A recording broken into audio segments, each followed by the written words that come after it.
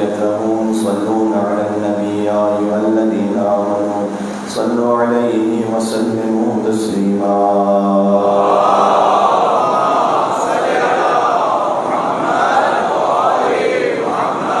أعوذ بالله من الشيطان الرجيم بسم الله الرحمن الرحيم لا حول ولا قوة إلا بالله العلي العظيم حسبنا الله ونعم الوكيل نعم المولى ونعم النصير وبه نستعين وهو خير ناصر ومعين والعاقبة للمتقين والجنة للموحدين والنار للعاصين والصلاة والسلام على أشرف الأنبياء والمرسلين حبيب إله العالمين سيدنا ونبينا وشفيع ذنوبنا وطبيب نفوسنا ومولانا بالقاسم محمد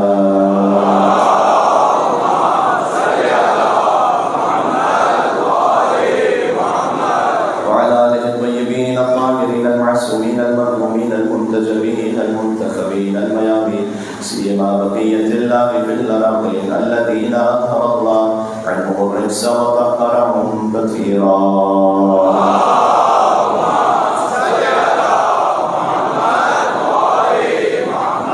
رحمة الله على محبيهم واللعنة الدائمة على أعدائهم أجمعين. آج مولا متقیان قائد الغر المحجلین علی ابن ابی طالب علیہ السلام سے توسل اختیار کرتے ہیں کیونکہ ایک موضوع کی مناسبت میں چاہتا ہوں مولا سے توسل اختیار ہو.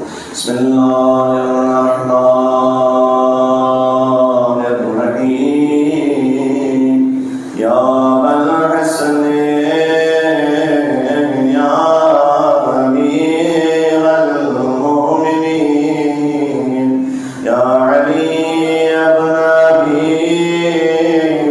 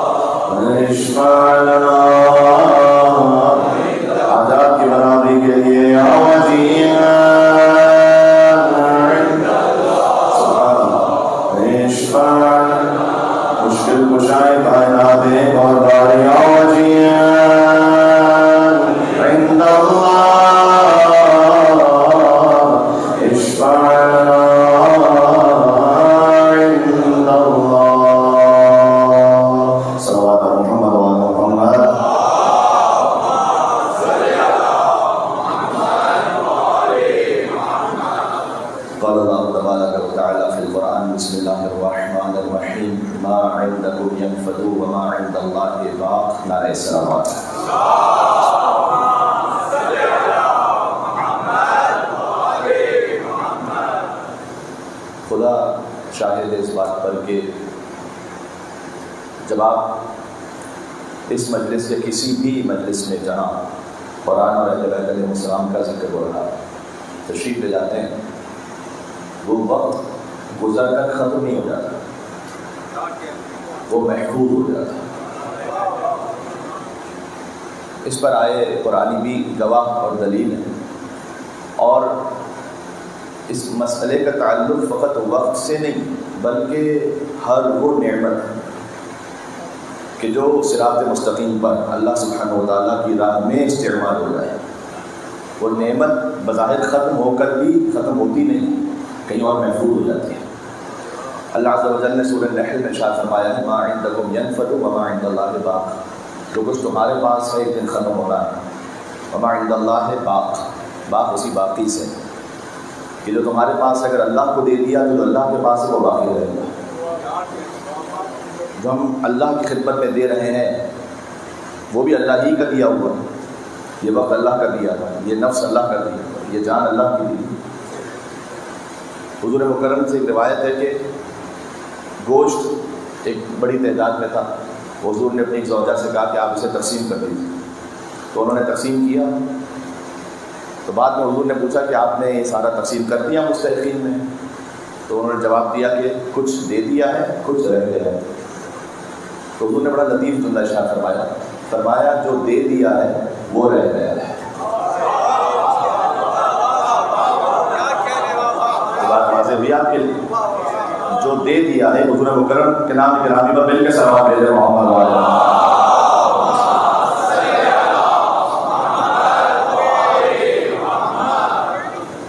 جو ہمارے پاس رہ گیا ہے وہ ایک دن ختم ہونے والا ہے، لیکن جو دے دیا ہے وہ ہمیشہ کے لیے رہ گیا ہے۔ ما عندکم ینفد وما عند اللہ باق، جو کچھ تمہارے پاس سے ختم ہونا ہے، جو اللہ کے پاس سے باقی رہنا ہے۔ یہ معاملہ انفاق فی سبیل اللہ کا بھی ہے، کبھی عزت اور آبرو کو قربان کرتا ہے کہ اللہ کی راہ میں۔ سبحان اللہ۔ ایسے ائمہ علیہ السلام کے واقعات ہیں، چونکہ اب تک ہم موضوع کے دوسرے حصے پر نہیں آ سکے، لیکن میں چاہتا یہ ہوں اللہ سبحانہ و تعالیٰ کے اذن سے کہ آج کم از کم اس کا آغاز ہو جائے، علم کی انتہا اور علم کا خزانہ اہل بیت اطہار علیہ السلام۔ تو مثلا امام علی نقی علیہ السلام کے واقعے میں ایک شخص ان کے پاس آیا اور اس نے آ کر یہ کہا کہ میں مقروض ہوں، تو آپ کو میری مدد فرمائیے گا۔ تو امام علیہ السلام نے، ائمہ علیہ السلام کے واقعات میں ہمیشہ ایسا نہیں ہوتا تھا کہ کوئی مستحق ان کے پاس آیا ہے تو امام علیہ السلام نے کہا کہ میں ٹھیک ہے، کوئی معجزہ دکھلایا اور کچھ عطا کر دیے۔ بعض مرتبہ ایسا بھی ہے کہ بعض لوگوں سے امام نے اس وقت معذرت کر کے صرف نظر فرما دی، اس کی اپنی وجوہات ہوتی ہیں۔ مثال کے طور پر اب یہ بات آئی ہے تو پیش کر دوں کیونکہ موضوع سے مطابقت بھی ہے کہ ایک امام رضا علیہ السلام کے پاس ایک شخص آیا، اس نے آ کر امام سے یہ کہا کہ مولا میں ضرورت مند ہوں تو مجھے کچھ عطا فرمائیے۔ تو امام کے سامنے ایک تشت تھا جس میں انگور کے خوشے رکھے ہوئے تھے۔ امام نے وہ تشت اس کی طرف بڑھایا کہ اس میں سے کچھ کھاؤ، تو اس نے سامنے پلٹ کر کہا کہ میں آپ سے اپنی حاجت مانگنے کے لیے آیا ہوں، آپ مجھے انگور کھلا دیں۔ ایک اور شخص آیا تھوڑی دیر بعد،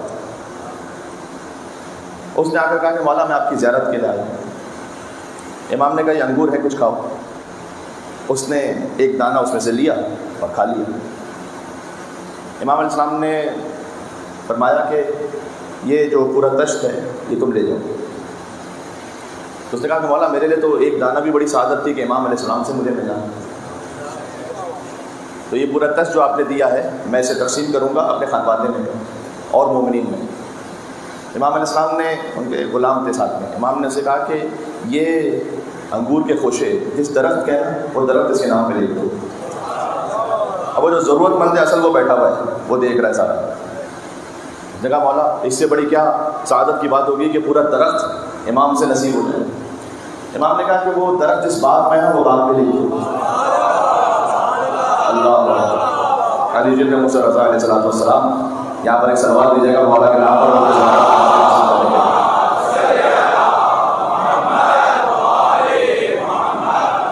یہ پورا درخت لکھ دو، باغ بھی لکھ دو۔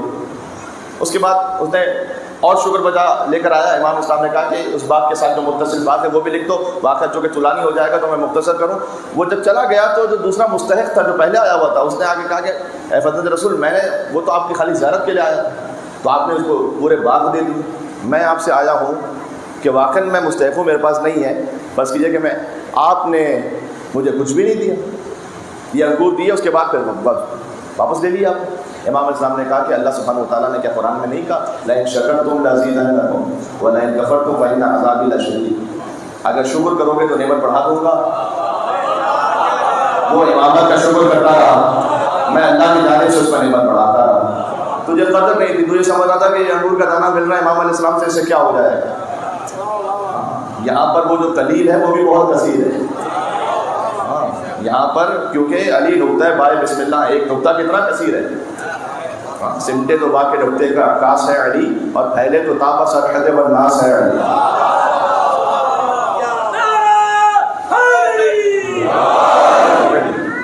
تو کبھی ہم اپنا وقت قربان کرتے ہیں، اسلام میں وقت ختم نہیں ہوتا، مال قربان کرتے ہیں وہ ختم نہیں ہوتا، آپ اپنا نفس کبھی عزت قربان کرتے ہیں۔ کئی دفعہ ہوتا ہے کہ اللہ تعالیٰ نے آپ کو ایک مقام اسٹیٹس دیا، ایک عزت دی، آپ اس عزت کے ذریعے سے اس رسپیکٹ کو جو آپ کو حاصل ہے اہل بیت علیہ السلام کے کسی چاہنے والے کے لیے، ان کے مشن پر، ان کی راہ میں کوئی کام کرواتے ہیں جس میں آپ اپنی عزت کا استعمال کرتے ہیں۔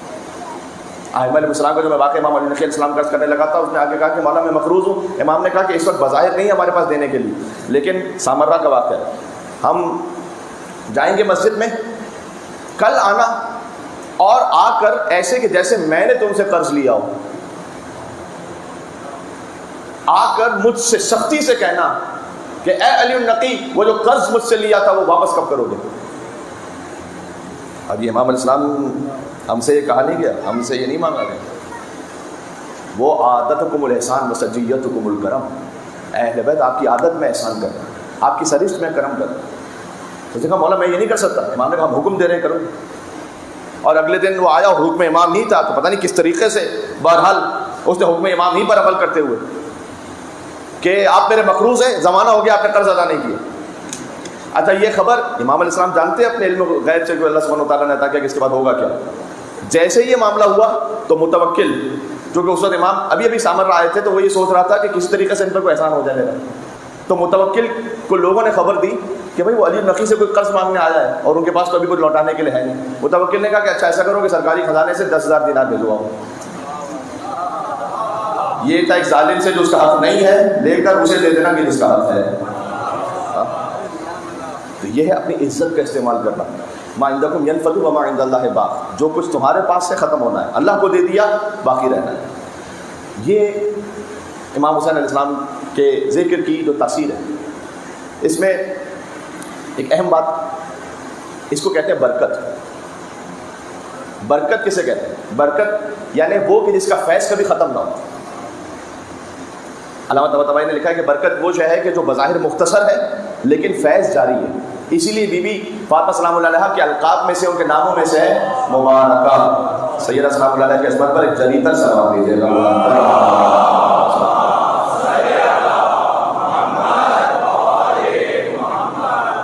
مبارکہ بی بی کے ناموں میں سے ایک نام ہے، یعنی برکت والی بیوی، جن کی اولاد آج تک ہے، جن کا فیض آج تک ہے۔ برکت یعنی بظاہر کم شے ہمیشہ رہے، 1 گھنٹے کی مجلس بظاہر مختصر سا وقت، فیض ہمیشہ رہے۔ ایک اس میں کنڈیشن ہے فقط، وہ یہ کہ حضور مکرم نے اپنے اصحاب سے کہا کہ جب تم سبحان اللہ والحمدللہ ولا الہ الا اللہ واللہ اکبر کہتے ہو تو اللہ تمہارے لیے جنت میں ایک درخت لگا دیتا ہے۔ تو صحابہ نے کہا کہ یا رسول اللہ پھر تمہارے پتہ نہیں کتنے درخت ہوں گے، کتنے باغ ہو گئے ہوں گے۔ حضور نے کہا بس باغ تو بہت ہو گئے اس شرط کے ساتھ کہ آگ بیچ کر اس کو جلا نہ دیا ہو۔ ہاں ابھی یہاں سے مجلس میں ایک فیض حاصل ہوا اور نکلے اور بیوی سے بدکلامی کی، بدتمیزی کی، والدین کے عمل کی نافرمانی کی۔ اللہ جانے ثواب حاصل کر لینا پھر آسان ہے، مینٹین کرنا اور مشکل نہ، یار ذہن میں رکھیے گا، آسان نہیں۔ جو کچھ نامہ اعمال میں لکھا گیا ہے اللہ کرے کہ باقی رہے، کہ ضروری نہیں۔ تو یہ برکت کا مطلب ہے کہ بظاہر مختصر شے ہے لیکن اس کا اثر جاری ہو ساری۔ مال میں بھی آپ کو ہسٹری میں کچھ ایسے محیر العقول کچھ داستانیں ملیں گی، انسان تعجب کرتا ہے یار اللہ تعالیٰ نے اس کے مال میں کتنی برکت رکھی تھی۔ برکت کا مطلب کیا بہت زیادہ تھا مال؟ ضروری نہیں کہ بہت زیادہ ہو، لیکن ایور لاسٹنگ۔ کیوں؟ مخیرت نام کا مثلا ایک شخص ہے، یہودی ہے، جنگ احد سے پہلے مسلمان ہوا ہے۔ حضور مکرم سے آ کر کہا کہ میں مسلمان ہونا چاہتا ہوں، مسلمان ہو گیا۔ جنگ احد کا موقع تھا کہ میں اب مجھے اجازت ہے میں جا رہا ہوں میدان جنگ میں۔ 7 باغ تھے اس کے، البساتین السبعہ کے نام سے یہ ہسٹری میں موجود ہے، 7 باغ۔ اس نے کہا یا رسول اللہ ہو سکتا ہے کہ میں جا کے شہید ہو جاؤں، تو یہ باغ میں نے آپ کو ہبہ کر دی۔ وہ شہید ہو گیا احد میں، 7 باغ رہ گئے۔ 7 باغ رسول اللہ نے ہبہ کیے تھے بی بی فاطمہ سلام اللہ علیہ۔ یہ جو ایک سوال ہے نا کہ اہل بیت علیہ السلام اتنے انفاق اور چیریٹی کیسے کرتے تھے، ان کا سورس آف انکم کیا تھا، یہ خود ایک ٹاپک ہے۔ خود یہ جو 7 باغ ہیں ان سے ان کا بہت بڑا انفاق کا ایک ذریعہ ہے۔ اچھا بی بی سیدہ سلام اللہ علیہ نے اپنی شہادت کے وقت یہ مولا علی کو ہدیہ کیے، مولا علی سے یہ باغ پہنچے، امام حسن علیہ السلام، امام حسین علیہ السلام، امام زین العابدین علیہ السلام، امام محمد باقر علیہ السلام، جعفر صادق علیہ السلام، حسین قاسم علیہ السلام، امام رضا علیہ السلام، یہاں تک تو ملتا ہے کہ باغ پہنچے۔ اب آپ ذرا سوچئے گا، ایک یہودی کے 7 باغ، کیا ایسا نہیں ہے کہ خالی وہی ایک شخص تھا جس کے پاس اس وقت مکہ میں یا مدینہ میں باغ تھے؟ بڑے بڑے نواب گزرے، باغوں کو کھانے والے بھی گزرے ہیں، لیکن یہ جو 7 باغ ہیں اس کی برکت ایسی ہے کہ یہ خود انفاق نہیں کر رہا، اب یہ حجت خدا کے ہاتھوں انفاق ہو رہے ہیں۔ یہ ہے برکت۔ اللہ تعالیٰ آپ کو بی بی معصومہ قوم کے حرم میں لے جائے بار بار انشاءاللہ۔ موسیٰ ابن خزرج، میں جو ذہن میں آ رہا ہے برکت کے سلسلے میں مثالیں دے رہا ہوں. موسیٰ ابن خزرج، کیا اس کے مال میں برکت ہے، کتنی پاکیزگی اللہ جانتا ہے. بی بی معصومہ کو وہاں آئیں، قیام کیا 17 دن موسیٰ ابن خزرج کے گھر میں، وہ بیت النور بن گیا. بیوی کی وہاں پر وفات گیا، شہادت ہو گئی، موسیٰ ابن خزرج کے باغ میں دفن ہوئی. آج جو بیوی کا حرم ہے وہ موسیٰ ابن خزرج کا باغ تھا. خوب میں بڑے بڑے خدا نواب، بڑے بڑے سیٹ گزرے، نام بھی کسی کو پتہ نہیں. مال تلف ہو گیا، ختم ہو گیا. کئی دفعہ ہوتا ہے کہ مال آگے گیا، بلکہ جو جنریشنز تھی انہوں نے کسی اور غلط کام میں استعمال کر لیا. پتہ نہیں ان کے مال میں کیا پاکیزگی ہے، کیا برکت ہے کہ آج تک بی بی معصومہ کو ان کا حرم بنا ہوا ہے موسیٰ ابن خزرج کا باغ. یہ برکت ہے. تو یہ پاکیزگی کاش ہم حاصل کر سکیں اپنے مال میں، اپنے نفس میں، اپنی روح میں. اور میں نے عرض کیا تھا کہ مجلس امام حسین علیہ السلام ایک ذریعہ بن جاتا ہے، بہت بڑا وسیلہ ہے کہ جو ہمارے دل کی بیماری ہے وہ ٹھیک ہو. کل اس پہ بات کر چکا ہوں. تو دل کیوں مریض ہوتا ہے، کیوں ہم مجلس امام حسین علیہ السلام میں بھی آتے ہیں تب بھی وہ تاثیر لے کے نہیں جا پاتے. اس میں سے یہ ہے کہ اس تاثیر کو حاصل کرتے ہیں، کچھ آگ بیچ کر جلا دیتے ہیں. اور اس کی ایک واضح مثال خود حقوق العباد میں کوتاہی کرنا ہے، بالخصوص والدین کا جو حق ہے. میں جوانوں سے تھوڑی بات کرنا چاہتا ہوں. دیکھیں جتنے بھی یوتھ اور ینگسٹرز ہیں یہاں پر، آپ کی زندگی میں کبھی نہ کبھی ایسا وقت آتا ہے کہ جب آپ کو یہ لگ رہا ہوتا ہے کہ میرا باپ غلط ہے.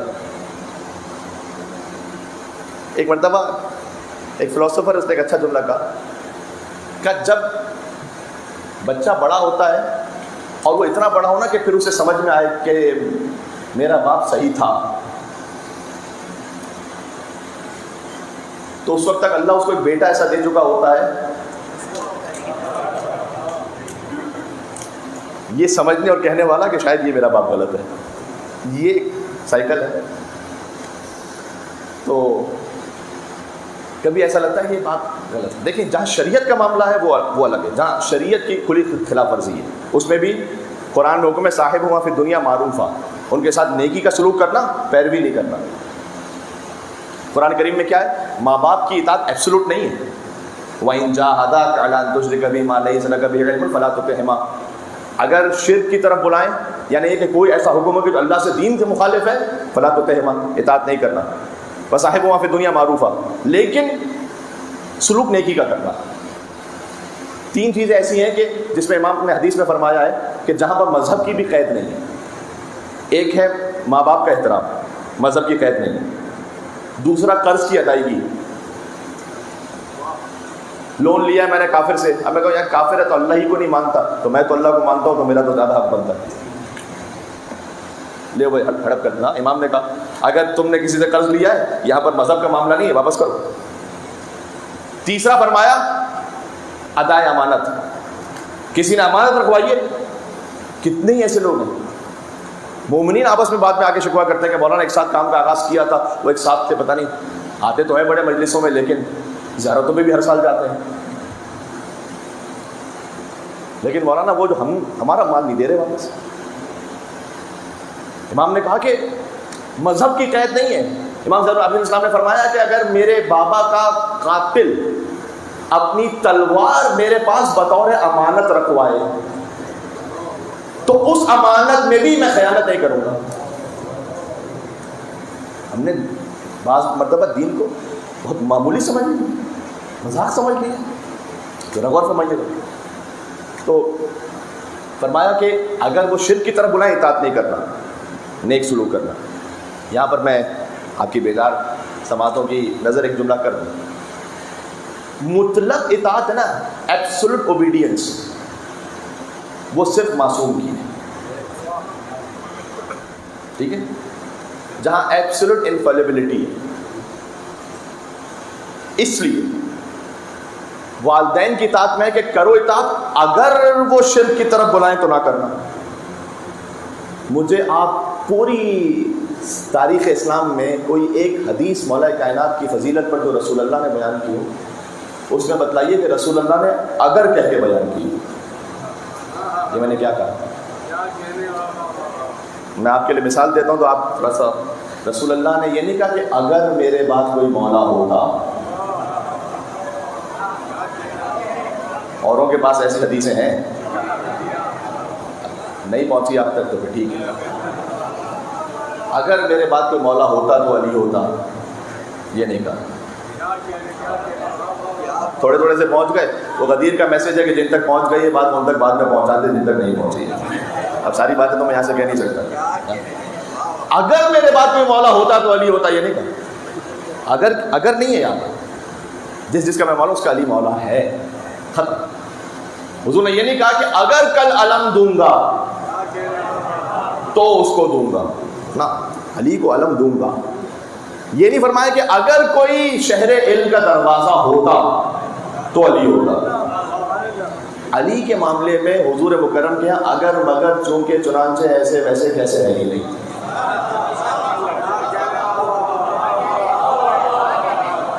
سامنے بالکل اوپن ہے، بہت کلیئر ہے.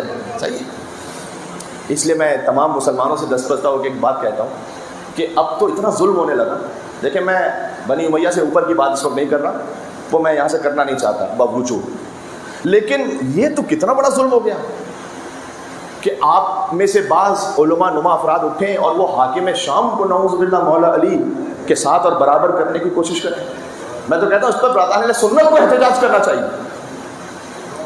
بھائی آپ کو آپ کے علماء کی مذمت کرنی چاہیے کہ حاکم شام کو اگر آپ کے کوئی عالم اور مولوی وہ مولا علی علیہ السلام کے برابر قرار دینے کی کوشش کرے. بھائی آپ کے خلیفہ راشد ہیں علی بن ابی طالب، چوتھے خلیفہ ہیں. ایک ہی تو علیہ السلام ہے آپ کے پاس اس لسٹ میں.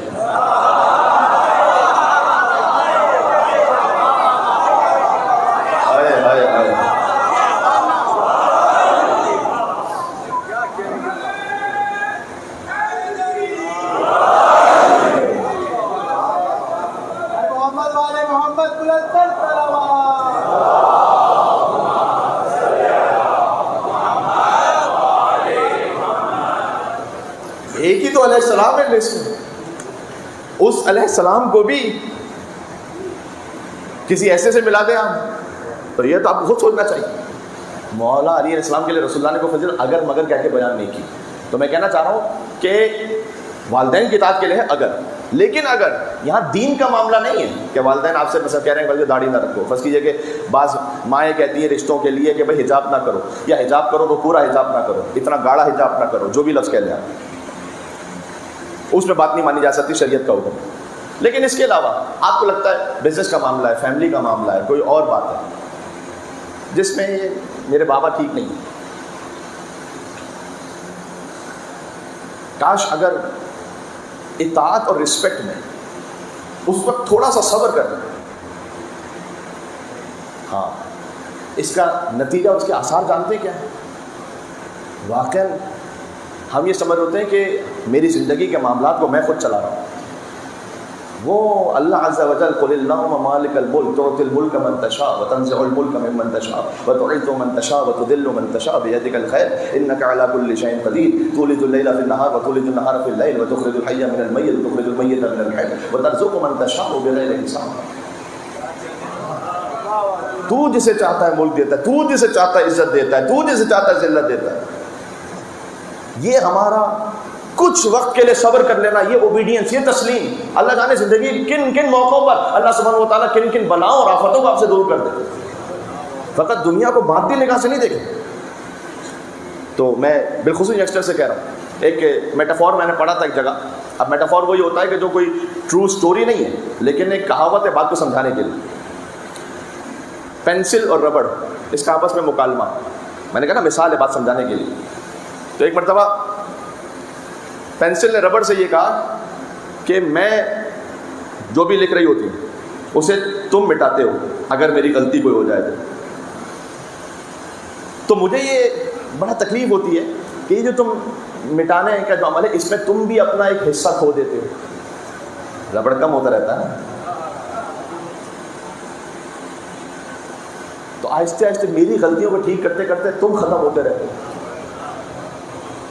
تو ربڑ نے کہا کہ نہیں، میرا کام ہی یہی کہ اگر تم سے کوئی غلطی ہو جائے تو میں اس غلطی کو ٹھیک کروں.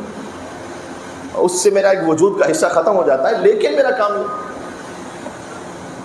جوانوں، آپ کی زندگی میں جو نا مثال والدین کی ہے اس ربڑ کی طرح. جو غلطیاں ہوتی ہیں نا آپ کی بالکل بچپن میں، وہ ٹھیک کرتے ہیں. وہ اپنے وجود کا حصہ آپ کو دے رہے ہوتے ہیں. ختم آہستہ آہستہ خود ختم ہو رہے ہوتے ہیں تاکہ آپ ٹھیک ہو سکیں. تو یہ احسان آپ بھولے نہیں. مرنے کے بعد ان کا احسان باقی رہتا جاری رہتا ہے, ان کا مرنے کے بعد ختم نہیں ہوتا. مرنے سے پہلے کی کیا بات. روایت ہے, امام کی روایت ہے, السلام علیکم یا اہل بیت النبوہ, سب یہ اہل بیت نبوت, یہ ان کی سکھلائی ہوئی تعلیمات ہیں. معدن الرسالہ, موضع الرسالہ و معدن الرحمہ, رحمت کی کان ہے وہ, علم کا خزانہ ہے, علم کی انتہا ہے. امام علیہ السلام نے فرمایا, 5ویں امام کو کسی نے دعوت دی ایک جگہ پر, اس نے کہا مولا تشریف لائیے گا. امام نے کہا کہ میں نہیں آؤں گا. تو صحابہ نے پوچھا کہ یا رسول اللہ, اے مولا آپ اس کے گھر کیوں نہیں جائیں گے؟ اس لیے کہ سنت ابو طالب علیہ السلام تھی. امام حضرت ابو طالب علیہ السلام کی سنت وہ جاری رہی ہے ائمہ میں. سنت ابو طالب علیہ السلام پتہ کیا تھی کہ اگر کوئی دعوت دیتا, آپ کو پتہ ہے اگر کسی نے خلوص کے ساتھ دعوت دی ہے آپ کو, آپ قبول کریں, آپ کے پاس اگر گنجائش ہے. یہ سنت ہے ائمہ کی, تکلف نہیں, بلا وجہ ہم کو ایکسٹرا تکلف کرتے ہیں. لیکن یہ کہ اگر کسی نے آپ کو پتہ ہے کہ خلوص کے ساتھ دعوت دی ہے اور یہ جینوئن ہے, یہ نہیں کہ سامنے دعوت دے رہا ہے اور تو دل میں کہہ رہا ہے کہ پتہ نہیں ہاں ہی نہ کہہ دے گے. یا بعض احباب ہوتے ہیں کہ جو کہ وہ مہمان آ گئے تو کیا کیا جائے, تو کہتے ہیں کہ آپ کھا کے آئے ہیں یا جا کے کھائیں گے. تو یہ والا معاملہ نا واقعی جینوئن ہے. اگر ایسا آپ قبول کرنا, وہ امام کو دعوت دے رہا ہے, امام نے نہیں کی قبول, تو امام کے ساتھ جو ان کے صحابی تھے, امام نے ان سے پوچھا کہ مولا آپ نے اس کی دعوت کیوں نہیں قبول کی؟ امام نے کہا یہ آپ کے والدین ہیں. اب سنیے گا اصل بات کیا ہے. انہوں نے کہا کہ مولا آپ کے والدین, اس کے والدین تو گزر گئے, انتقال ہو گیا اس کے والدین کا, آپ کے والدین کہاں سے ہو گیا یہ؟ امام نے کہا مرنے کے بعد انہوں نے آپ کیا, مرنے کے بعد ان کا حق نہیں ادا کیا, مرنے کے بعد یاد نہیں کیا, ان کے قبر پہ نہیں گئے, ان کی فاتحہ نہیں پڑھا, ان کے لیے ایصال ثواب نہیں کیا, تعلق توڑ لیا, مرنے کے بعد انہوں نے حق کر دیا. پھر امام نے فرمایا کتنے ہی والدین ایسے ہوتے ہیں کہ جو مرتے وقت راضی ہوتے ہیں, مرنے کے بعد اولاد کو عاد کر دیتے ہیں, اور کتنے ہی والدین ایسے ہوتے ہیں کہ جو اس وقت اولاد سے ناراضی ہوتے ہیں لیکن مرنے کے بعد اسے راضی ہو جاتے ہیں. دونوں طرف سے. اس کا مطلب ہے کہ it's never too late. اگر کبھی بعض لوگ کہتے ہیں کہ مولانا صاحب میرے والدین دنیا سے چلے گئے, مجھے آج تک افسوس ہوتا ہے کہ میرے بابا مجھ سے راضی نہیں تھے, کوئی بات نہیں, اب جائیے, آپ ان کی قبر پہ جائیے, فاتحہ پڑھیے. بلکہ اگر آپ کی کوئی خاص حاجت ہے, میں آپ کو خاص نسخہ بتا رہا ہوں, اگر آپ کی کوئی خاص حاجت ہے جو پوری نہیں ہو پا رہی اور آپ کے پاس یہ امکان بھی نہیں ہے کہ مولا کی زیارت پر جائیں, یا تو اسباب نہ ہونے کی وجہ سے یا کوئی ایسی ایمرجنسی ہے, آج ہی میرے لیے کوئی ایسا مسئلہ ہو گیا ہے, آپ نہیں جا سکتے مولا کی زیارت پر, آپ جائیں والدین کی قبر پر. میں آپ سے اطمینان سے کہہ رہا ہوں, جن کے والدین گزر گئے, قبر پہ جائیں, وہاں پر ایک سورہ یاسین پڑھیں, انہیں ہدیہ کریں, اور کیا اللہ سبحانہ و تعالیٰ سے کہیں کہ پروردگار میں آیا ہوں اپنے باپ کی, اپنی ماں کی قبر پر, میں چاہتا ہوں کہ تو اس حاجت کو پورا کر دیں ان کی قبر کے واسطے سے. سبحان اللہ. امام علیہ السلام نے فرمایا ہے کہ اگر کوئی اس بات پہ لیاقت نہ رکھتا ہو کہ ہم اہل بیت کے ساتھ نیکی کریں, تو اسے چاہیے کہ ہمارے سچے چاہنے والوں کے ساتھ نیکی کرے, اسے ویسا ہی ثواب ملے گا جیسے اس نے ہم اہل بیت کے ساتھ نیکی کی. پھر فرمایا کہ اگر کوئی ہماری زیارت کی لیاقت نہ رکھتا ہو تو اسے چاہیے کہ ہم اہل بیت کے چاہنے والوں کی زیارت کریں, تو اسے ویسا ہی ثواب ملے گا کہ جیسے ہماری زیارت کی. کیوں؟ اس لیے کہ اگر آپ نے اپنے کسی مومن بھائی کے ساتھ نیکی کی ہے تو اس ولایت کی وجہ سے کی نا, کہ جو اس کے دل میں ہے, تو اس ولایت کی وجہ سے جب نیکی ہو رہی ہے تو ہم کہہ رہے ہیں تو ہمارے ساتھ نیکی کر رہے ہیں, ہاں, کیونکہ تم اس ولایت کی وجہ سے اس سے اٹیچ ہوئے. سبحان اللہ. یہ اتنی بڑی نعمت ہے عزیزوں کہ امام صادق علیہ السلام نے فرمایا ایک صلوات بھیجے گا تو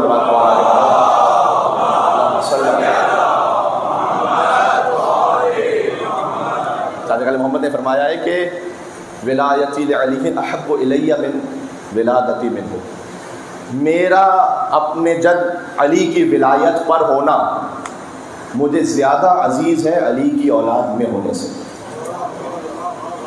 یہ کتنا بڑا جملہ ہے. آج جتنے سادات کرام ہیں وہ 1400 برس بعد سادات کرام ہیں. امام صادق علیہ السلام خود خون علی ہیں, ڈائریکٹ خون علی ہیں. وہ کہہ رہے ہیں کہ میں علی کی ولایت پر ہوں, یہ مجھے زیادہ عزیز ہے علی کی اولاد میں ہونے سے. وجہ بتائی پھر امام نے, ناز کریں اپنے اوپر, ماچس کی ڈبیا کی مثال میں دے چکا ہوں, ہماری اوقات نہیں ہے. معاملہ یہ ہے کہ یہ جو اندر ولایت ہے نا,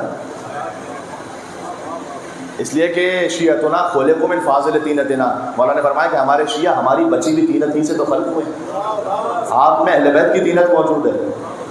امام نے فرمایا اس لیے کہ تم ہمارے طینت سے خلق ہوئے، لہٰذا تم ہمارے غم میں غمگین ہوتے ہو اور ہماری خوشی میں خوش ہوتے ہو، اس لیے کہ تمہارا رابطہ ہم سے ہے۔ امام نے کہا کہ میں علی کی ولایت پر ہوں، زیادہ عزیز ہے مجھے علی کی اولاد پر ہونے سے۔ کیوں؟ اس لیے، غور کیجیے گا، فرمایا اس لیے کہ علی کی اولاد میں ہونا فضل ہے، فضیلت ہے، یقیناً ہے۔ امام علیہ السلام کا کلام پڑھ رہا ہوں، علی کی اولاد علیہ الصلوۃ والسلام، ان کی اولاد میں سے ہونا فضل ہے، اور علی کی ولایت پر ہونا فضل نہیں ہے، فرض ہے۔ واہ واہ، ہاں میں خود اس حدیث پہ کہہ رہا ہوں واہ واہ، اس لیے کہ امام علیہ السلام کتنا خوبصورت فرمایا، فضل ہے وہ علی کی اولاد میں ہونا، علی کی ولایت پر ہونا فضل نہیں ہے، فرض ہے۔ معاملہ یہ ہے کہ اس ولایت سے تو امام نے فرمایا ہے موسیٰ کاظم علیہ السلام نے کہ لن یبعث اللہ نبیا، اللہ نے کسی نبی کو بھی نہیں بھیجا الا بنبوت محمد و ولایت علی، حضور مکرم کی نبوت اور علی بن ابی طالب السلام کی ولایت کے بغیر اللہ نے کسی نبی کو مبعوث نہیں کیا۔ ولایت ہم پہ فقط واجب نہیں ہے، سب پہ واجب تھی۔ اس کے بعد امام نے ایک اور بات کہی، وہ بھی لطیف ہے۔ امام نے کہا مجھے علی کی اولاد میں ہونے سے زیادہ عزیز علی علیہ السلام کی ولایت پر ہونا ہے، اس لیے کہ علی کی اولاد میں ہونا، یا یوں کہوں کہ علی کی ولایت پر ہونا، وہ بغیر علی کی اولاد میں ہونے سے بھی فائدہ پہنچا جائے گا۔ پھر فرمایا لیکن علی کی اولاد میں ہونا علی کی ولایت پر ہونے کے بغیر فائدہ نہیں پہنچا جائے گا۔ ہاں تو بعض تھے کہ جو ائمہ علیہ السلام کی اولاد میں تھے ان کی ولایت پہ نہیں رہے۔ خود امام رضا علیہ السلام کے بھائی، امام رضا علیہ السلام کے بھائی امام نہیں مانا، امام کے بھائیوں نے امام نہیں مانا۔ بعض لوگوں نے امام پر آ کے طنز بھی کیا تھا کہ ہم آپ کو کیا امام مانے، یہ تو آپ کے بھائی آپ کو امام نہیں مانتے۔ تو امام نے کہا کہ یوسف کو کن لوگوں نے کنویں میں پھینکا؟ کیا یہ بات ہے؟ میں سوال دیتے تھا کہ علی بن موسیٰ علیہ السلام،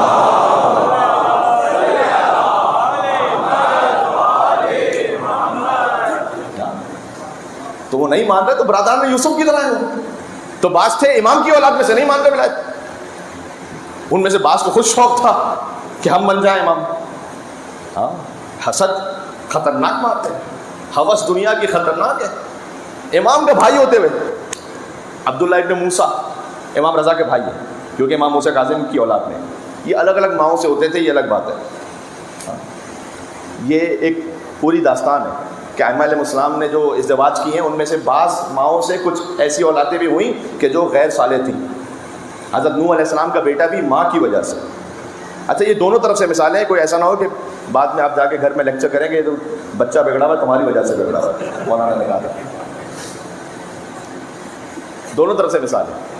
عبداللہ ابن زبیر کے لیے مولا علی نے کہا ہے، عبداللہ ابن زبیر میں کہتا ہوں تاریخ کا ایک ایسا عجیب اور فیسنیٹنگ کردار ہے زبیر کا، پڑھنے کے لائق ہے۔ زبیر وہ ہے کہ جو اتنا قریب ہے مولا علی علیہ السلام کے کہ جنازہ حضرت زہرا سلام اللہ علیہا میں جو چند لوگ شریک ہیں ان میں سے زبیر ہے۔ کین یو امیجن کوئی اتنا قریب ہو کہ جو حساس ترین موقع پر مولا علی علیہ السلام کے ساتھ ہو اور مولا علی اجازت دیں اسے جنازہ زہرا میں آنے کی، اتنا قریب۔ پھر مسئلہ کیا ہے؟ بعد میں جنگ جمل میں کیوں ہے سامنے؟ مولا علی کے مقابلے پر ہے، تلوار نکال کر علی بن ابی طالب کے مقابلے پر، یہ کیا ہو گیا؟ امام نے فرمایا کہ زبیر صراط مستقیم پر تھا جب تک اس کا بیٹا نہیں ہوا تھا، عبداللہ ابن زبیر۔ امام نے فرمایا کہ عبداللہ ابن زبیر نے اپنے باپ کو گمراہ کر دیا۔ آپ غور کر رہے ہیں؟ کبھی شوہر زوجہ کو، زوجہ شوہر کو، بیٹا باپ کو، باپ بیٹے کو، who knows؟ اس لیے بڑی احتیاط کی ضرورت ہے۔ خود کربلا میں کبھی میں سناؤں اگر آپ کو ہو سکا تو، کربلا معلیٰ میں ایسی مثالیں ہمارے سامنے ہیں، بیٹا امام حسین کے لشکر میں، باپ یزید کے لشکر میں۔ یہ مثالیں بھی ہیں کہ استاد امام حسین کے لشکر میں، شاگرد یزید کے لشکر میں۔ تو ائمہ علیہ السلام کی بعض تھیں ازواج ایسی کہ جن سے کچھ ایسے، نوح علیہ السلام کا بیٹا میں نے مثال دی، وہ ماں کی وجہ سے گمراہ ہوا تھا۔ بعض لیکن ازواج ایسی تھیں، انہوں نے شادیاں کیوں کرتے تھے؟ پھر یہ بنی عباس والے اس لیے شادی کرتے تھے اپنی بیٹیوں کے امام سے کہ وہ مہدی جو آنے والا ہے نا، ہم ہی اس کے جج بن جائیں. پولیٹیکل شادی ہے. اب میں آپ سے کیا کہوں، پتہ نہیں کہوں یا نہیں. یہ خالی بنی عباس کے زمانے میں نہیں ہوئی، بہت سے چاہتے تھے نصر رسالت ہم سے آگے بڑھ جائے.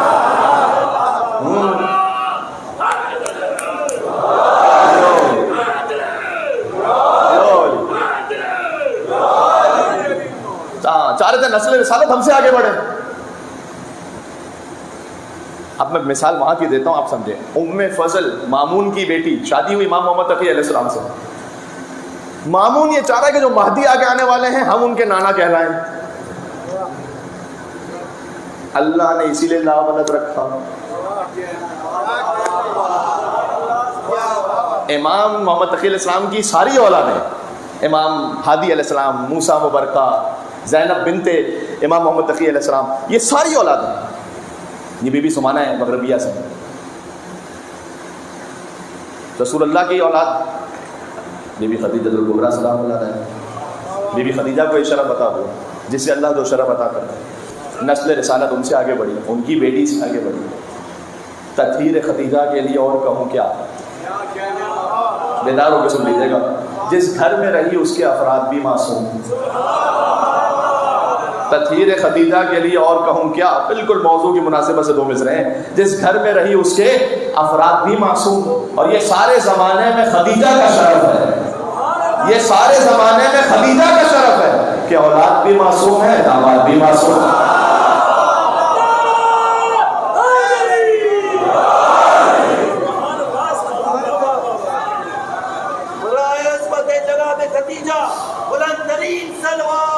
اللہ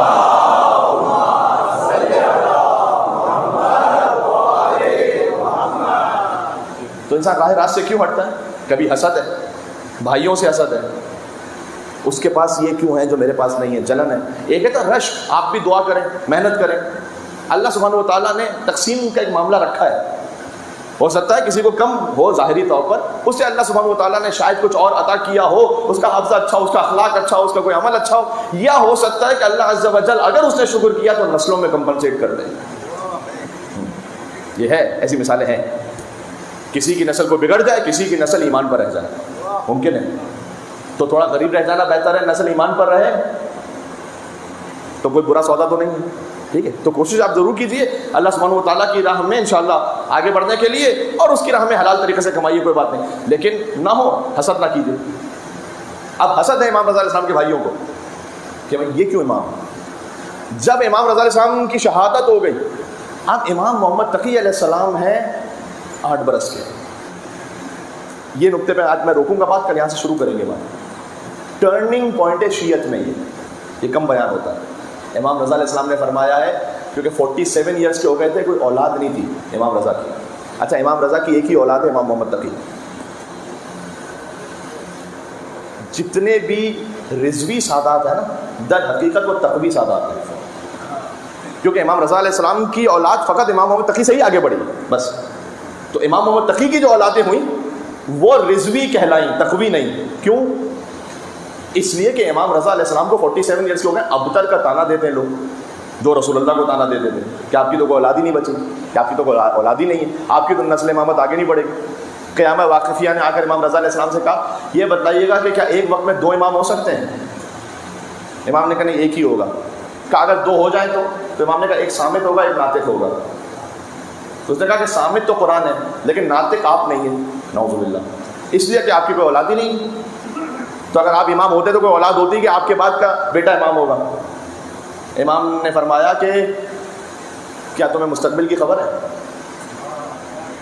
امام نے کہا کہ سیولد مولود، اللہ مجھے ایک بیٹا ایسا عطا کرے گا کہ لن یولد مولود اعظم برکۃ منہ لشیعتنا. اس مولود سے یعنی امام محمد تقی علیہ السلام سے زیادہ بابرکت اولاد اللہ نے ہمارے شیعوں کے لیے عطا ہی نہیں فرمائی. امام محمد تقی علیہ السلام کا وسیلہ دنیاوی حاجات کے لیے بہت امپورٹنٹ ہے. قرض کی ادائیگی، جاب، رزق. اگر آپ کسی ایسے مشکل میں ہیں اور اس وقت آپ نیت کر لیں، گھر کا کوئی معاملہ ہے جہاں دنیاوی کوئی حاجت آپ کی رکی ہوئی ہے، تو امام محمد تقی علیہ السلام کو ہدیہ کرتے ہوئے مل کے اجتماعی سلوات بھیجیں اور دنیاوی حالت کی برابری کے لیے. صلی علی محمد. امام نے کیوں فرمایا امام محمد تقی علیہ السلام کے لیے کہ یہ والی میری اولاد سب سے زیادہ برکت ہے، بابرکت ہمارے شیعوں کے لیے. یہ جملہ کیوں امام موسیٰ کاظم علیہ السلام کے لیے نہیں کہا گیا جبکہ کلنا نور واحد؟ کیوں امام محمد تقی علیہ السلام کے لیے؟ اس لیے یہاں شیعت ایک ٹرننگ پوائنٹ لے رہی ہے، ایک بہت بڑا مسئلہ حل ہو رہا ہے. وہ یہ کہ اب امام رضا کی شہادت ہوئی، میں نے آپ سے کہا کہ ان کے بھائی ہیں جو چاہتے ہیں کہ ان کے بعد ہم امام بن جائیں. کیوں؟ اس لیے کہ امام محمد تقی اس وقت 8 برس کے ہیں جب امام رضا کی شہادت ہوئی ہے. تو عبداللہ ابن موسیٰ کے دماغ میں آیا کہ میرے بھائی علی رضا کی شہادت ہو گئی ہے، تو اب 8 برس کا بچہ تو امام ہونے سے رہا، تو میں ہی امام بنوں گا. اس وقت شیعت کے لیے ایک بڑا مسئلہ حل ہوا ہے کہ امام 8 برس کا بھی ہو. یہ فرسٹ ٹائم ہو رہا ہے ان کے سامنے. حتیٰ جو امام کے قریبی صحابی ہیں نا امام رضا علیہ السلام کے، یونس بن عبد الرحمن ہیں، ابان ابن تغلب سے کہا کہ یہ ایسا کرو ان کا نائب کسی کو رکھ دو فی الحال. یونس بن عبد الرحمن بڑے صحابی ایسا نہیں ہے لیکن معصوم تو نہیں ہے، کہ نائب رکھ دو. تو ابان ابن تغلب نے کہا نائب کیوں رکھنا؟ کہ اس لیے کہ یہ 8 برس کے ہم نماز پڑھیں گے تو پھر کوئی بالغ تو ہو کہ جس کے پیچھے نماز پڑھے.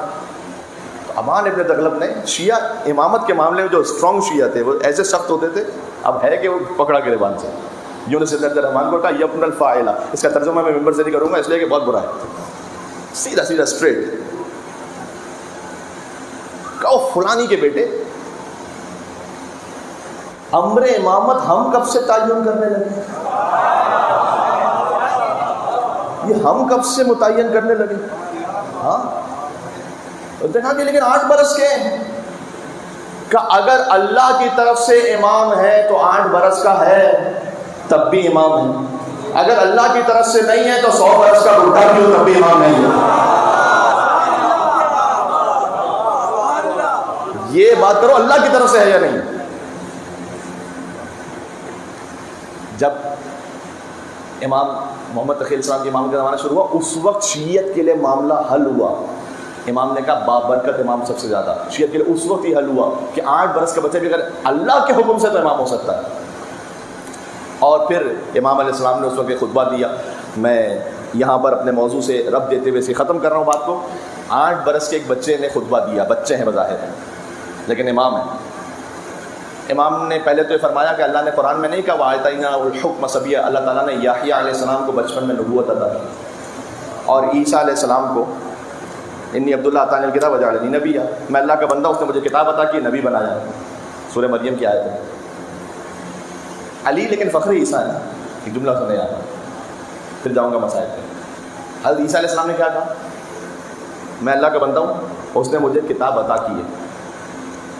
میں تو کہتا ہوں مسلمانوں کے لیے ذرا سوچنے کا مقام ہے کہ عیسیٰ علیہ السلام تو ماں کی گود میں نبی ہیں اور کتاب بھی عطا کر دی اللہ نے، اور حضور مکرم کو نعوذ باللہ 40 سال تک ابھی پتہ ہی نہیں.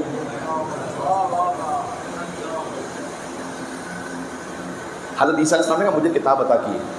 عیسیٰ علیہ السلام نے کہا کتاب عطا کی ہے، ابھی پڑھ کے سنا ہی نہیں. اتنے مومنین ہیں آپ سے توقع رکھتے ہیں، ماں کی گود میں کہہ رہے ہیں اللہ نے مجھے کتاب عطا کی ہے، ابھی پڑھ کے سنا نہیں رہے. ایک ہے جو وسیع مصطفیٰ ہے، آغوش مادر سے آغوش رسالت میں آئے. علی نے آنکھیں کھولی، اس دنیا میں آنے کے بعد جو پہلی زیارت کی وہ چہرہ رسول تھا.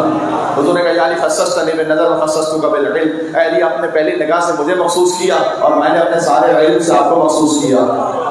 شعراء کے نظر سے سیراب ہونا تو دیکھا تھا لیکن نظر سے کمالات کا منتقل ہونا نہیں دیکھا تھا کہ آنے والا بچہ آتا ہے اور پہلی ہی نگاہ میں سارا علم رسالت علم علی سے نبی طالب کا منتقل ہو جاتا ہے. یہ بچہ بھی عجیب بچہ ہے کہ بچپن میں چہرے رسالت پر ایک نگاہ کر لے تو علم رسالت کا سودا کر لیتا ہے، اور جوانی میں رسالت پر ایک بیس ہو جائے تو مزید کا سودا کر لیتا ہے.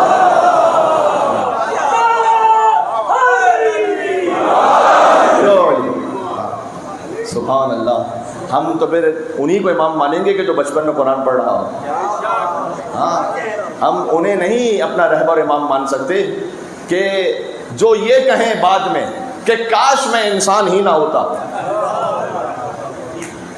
گوگل کا زمانہ ہے، سرچ کر لیں کس نے کہا تھا. گوگل ہر چیز بتا دیتا ہے، لیکن مسئلہ یہ کہ ضروری کہ ہر چیز ہی پوری صحیح بتا دیں. وہ ایک صاحب تھے کہ جو ان کی ایک وائف اس طرح سے تھی کہ جو دینی شرعی معاملات کا علم رکھتی تھی، تو چونکہ وائف پر واجب تو نہیں ہے زوجہ پر کہ وہ گھر کے کام کریں، واجب تو نہیں، اللہ تعالیٰ نے مستحب بہت رکھا، ثواب بہت رکھا، تو کام انہوں نے کہا مجھ پہ واجب ہی نہیں.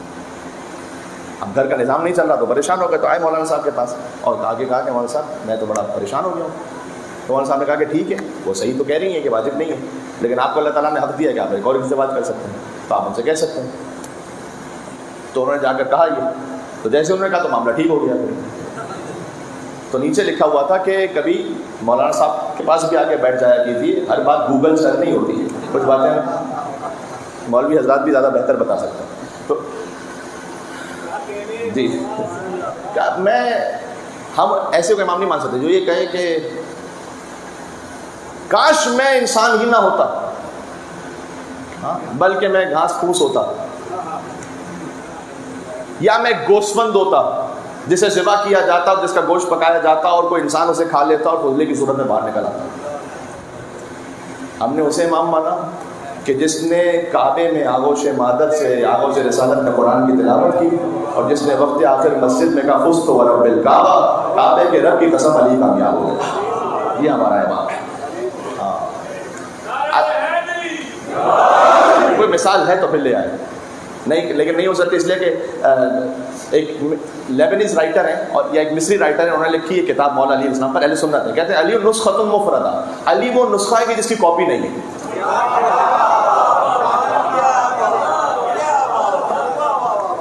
دوسرا علی ہے نہیں، آنا ہے تو اسی در پہ آنا ہے. اور اگر کوئی، کیونکہ مجھے بتایا گیا کہ بہت سارے مومنین اور ہو سکتا ہے کہاں تک آواز جا رہی ہے، تو اگر کوئی یہ سوچ رہا ہے کہ مولا علی نے کیسے پڑھ لیا قرآن ابھی قرآن کے نازل ہونے سے پہلے، تو بنتا تھا مولا علی کا کہ وہ پڑھیں. رسول اللہ نے نہیں پڑھا لیکن مولا علی نے پڑھ لیا، تو بنتا تھا کہ مولا علی پڑھیں. اس لیے کہ ہر شخص ہر ایک بات کو پاتا ہی نہیں، ہر لفظ ہر ایک ذہن میں سماتا ہی نہیں تھا. میں آپ سے اس عبادت کے لیے کہ آپ کہہ دیں مولا علی کا نام یا علی کہہ کر، اس لیے میں چار اس لیے کہہ رہا ہوں تاکہ آپ کی آواز شاہ نجف کے حرم تک پہنچ جائے اور نوکری قبول ہو جائے. ہر شخص ہر ایک بات کو پاتا ہی نہیں تھا، ہر لفظ ہر ایک ذہن میں سماتا ہی نہیں تھا. میں قرآن سناتے بھی بلا کس کو محمد، قرآن سناتے بھی بلا کس کو محمد، قرآن کسی اور کو آتا ہی نہیں تھا.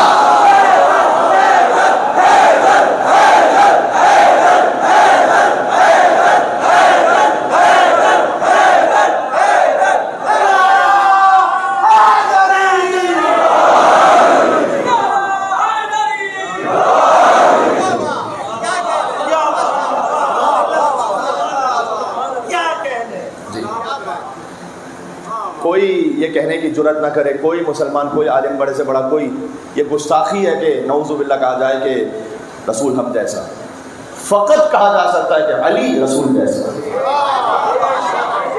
فقط علی بن ابی طالب وہ رسول جیسا. کل ہم بات کو امام تقی علیہ السلام تک جو میں نے بات کو پہنچایا ہے کہ سب سے زیادہ بابرکت امام، اس موضوع سے بات اور شروع کریں گے. اس میں کچھ اور نکات ہیں، علم کا خزانہ، کیسے اہل بیت علیہ السلام نے 8 برس کے سن میں امام علیہ السلام نے کیا کیا معاملات کو حل کیا. کچھ ایسے سوالات ہیں کہ جو آج کی دنیا میں ہیں، ملحد دنیا، ایتھسٹ، وہ سوال کرتے ہیں خدا کے وجود کے بارے میں. ثابت کیجیے آپ ائمہ علیہ السلام کے زمانے میں اس کے ٹریسز موجود ہیں کہ امام علیہ السلام نے کیا جواب دیے، ہمارا یوتھ ہے وہ کیسے سیٹسفائی ہو، منطقی جواب کیسے ملے. انشاءاللہ موضوع تھوڑا سا اور آگے بڑھائیں گے. یہاں تک آج موضوع پہنچا ہے. میں اس حوالے سے تھوڑی سی معذرت چاہتا ہوں کہ وقت تھوڑا، اس وقت مجھے 5 منٹ پہلے مصائب پر آ جانا چاہیے تھا، لیکن مصائب اگر کچھ دقیقے آج کم بھی ہو جائیں تو میں کچھ کروں گا کہ کل اس کا کمپنسیشن ہو جائے. آج اصحاب امام حسین علیہ السلام کے ذکر کی آخری رات، کل سے بنی ہاشم کی قربانیوں کا ذکر ہے. لیکن ایک فقرہ سن لیجیے گا. پہلے حسین ابن علی کے غم میں ہے، مجھے حبیب ابن مظاہر بچپن کا دوست ذکر کرتا ہے. کیا عظیم الشان شہادت ہے کہ کیا مقام عطا کیا ہے حسین علیہ السلام نے کہ حبیب کے ذکر کے بغیر امام حسین کا عشرہ پورا نہیں ہوتا. عشرہ حسین نامکمل ہے حبیب ابن مظاہر کے ذکر کے بغیر. سبحان اللہ، سبحان اللہ. اور ایسا مقام امام زین العابدین علیہ السلام نے بھی عطا کیا کہ حبیب ابن مظاہر کو الگ سے دفن کیا. جو دفن ہوئے ہیں شہیدان کربلا اور اہل بیت، وہ سب امام زین العابدین علیہ السلام کے حکم سے دفن ہوئے. جب ہی قبر ابو الفضل عباس علیہ السلام میں اور قبر امام حسین علیہ السلام میں بعین نہیں اتنا ہی فاصلہ ہے جتنا صفا اور مروہ کے درمیان فاصلہ ہے. یہ کوئی اتفاق نہیں ہے. اتفاق ہوتا اگر غیر معصوم نے دفن کیا ہوتا. اگر معصوم نے دفن کیا ہے تو کوئی چیز اتفاق نہیں ہے. یہاں پر حبیب نے مظاہر علیہ السلام کا الگ سے ایک ذریعہ ہے، ان کی الگ سے ان کا مرقد ہے. اور آپ دیکھیے گا عراقی جب بھی جاتے ہیں تو جا کے کہتے ہیں یا حبیب سجلنا من زوار الحسین، السلام علیکم یا ناصر الحسین سجلنا من زوار الحسین. اے حسین کے نصرت کرنے والے، اے حسین کے حبیب، آپ پر ہمارا سلام ہو، آپ ہمیں حسین کے ظاہروں میں لکھ لیجیے گا. حبیب ابن مظاہر کا گویا یہ کام ہے امام کے حکم سے کہ وہ لکھیں حسین کے ظاہروں کے نام. فرش ادا سے میں آپ تمام کی نیابت میں کہہ رہا ہوں، السلام علیکم یا ناصر الحسین سجلنا من زوار الحسین. اے حبیب آپ ہمیں حسین کے ظاہروں میں ہمارا نام بھی لکھیے گا، ہم بھی پہنچے وہاں، جلد از جلد پہنچیں قبر ابی عبداللہ حسین علیہ السلام کی زیارت پر. امام حسین کی زیارت پر جائیے تو حبیب کو پہلے سلام کیجیے اور پہنچیں حسین تک. واپس آئیں تو پھر حبیب کو سلام کریں اور باہر آئیں. کیا عظیم الشان مقام ہے حبیب نے مظاہر کا، ہماری جانیں قربان ہو جائیں. بچپن کے دوست نے خط لکھا ہے، حسین نے خط لکھا ہے. اب میں تفصیل میں اس وقت اس لیے نہیں جا سکتا کہ حبیب نے 2 بار اپنی جان کو حسین کے لیے قربان کیا. مجھے یاد آ رہا ہے ایسا کہ شاید سال گزشتہ میں اس واقعے کو تفصیل سے سنا چکا ہوں، فقط اشارہ کر دوں کہ جب امام حسین اللہ اکبر مولا علی کے ساتھ چلے گئے تھے نا مدینہ سے کوفہ، تو حبیب اس وقت مدینہ میں رہتے تھے اپنے بابا مظاہر کے ساتھ. مظاہر ان کے بابا بڑے تاجر تھے، لیکن روز ایسا لگتا تھا جیسے حبیب کی ابھی جان نکل رہی ہے. تو مظاہر انہیں یہ محسوس ہوا، ان سے لوگوں نے کہا کہ حبیب ہے نا حسین کے بغیر یہاں مر جائیں گے، اب حسین مدینہ میں نہیں ہے، جاؤ کوفہ لے کر جاؤ. تو اپنے بیٹے کو حسین کے پاس لے گئے کوفہ. ہوتا ہے نا ایسا کبھی آپ کا کوئی بیٹا ہے، اس کا کوئی دوست ہے خاص، وہ کسی خاص جگہ پر ہے، وہ بیٹا دوست کے لیے بڑا تڑپ رہا ہے تو آپ لے جاتے ہیں بیٹے کے دوست کے پاس. یہاں مظاہر اپنے بیٹے کو لے گئے حسین کے پاس. کوفہ میں پہنچے، نیا گھر خریدا، اس لیے کہ مظاہر میں نے کہا تاجر تھے، اور دعوت رکھی. پہلے قدم آئے مولا علی کے، امام حسن کے، امام حسین کے. اب حبیب فرد محبت میں چھت پہ کھڑے ہو گئے کہ جیسے ہی میرے مولا گلی میں آئے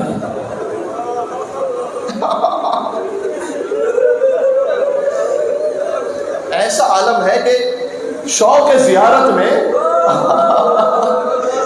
حبیب حسین کو دیکھا آتے ہوئے اور گویا جذبات میں ایسے آگے بڑھے کہ ایک طرف سے چھت سے گر گئے اور گر کر حبیب کی موت ہو گئی.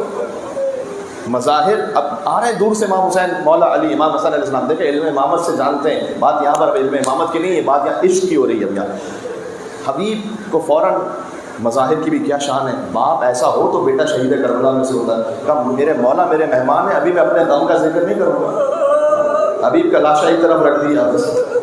آئے امام حسن امام حسین مولا علی دسترخوان پہ تشریف فرما ہوئے. مظاہر آگے بڑھے، ہاتھ دھلاتے ہیں مولا علی علیہ السلام کا، تشبہ جیسے ہاتھ دھلایا جاتا تھا. اس کے بعد آگے بڑھے امام حسن امام حسین السلام کا ہاتھ دھلانے. مولا نے روک دیا تھا.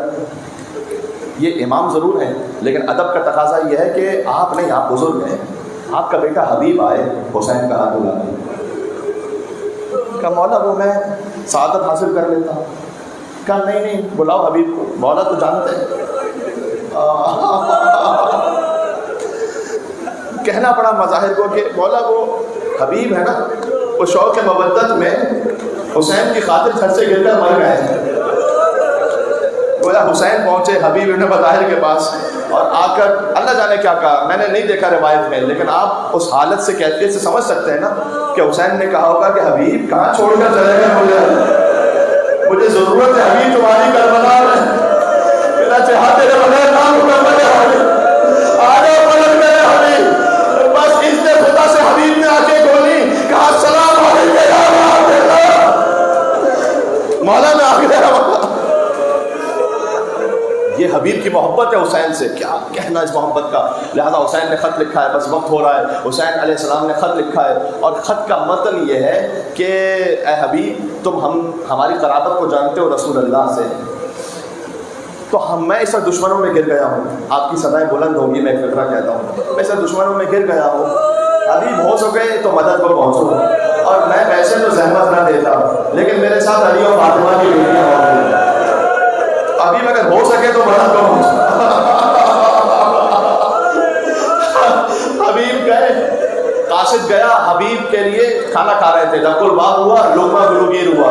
اپنی زوجہ سے کہا لگتا ہے کسی بھوکے نے یاد کیا جائے، لگتا ہے کسی پیاسے نے یاد کیا جائے. دروازہ کھولا، کہا انا برید الحسین، میں حسین کا قاصد ہوں. اللہ اکبر، میرے مولا کا خط آیا، خط لیا، آنکھوں سے لگایا، چھوا، میرے مولا کا خط آیا، خط میں متن تھا کہ حبیب پہنچو، ہو سکے تو ہماری نصرت کو. لیکن کیا کریں، کسی پر اعتماد نہیں کیا جا سکتا، اللہ جانے زوجہ کے دل میں کیا ہے. آ کر بیٹھ گئے، کہا کون سا خط آیا ہے؟ کہا حسین نے خط لکھا ہے.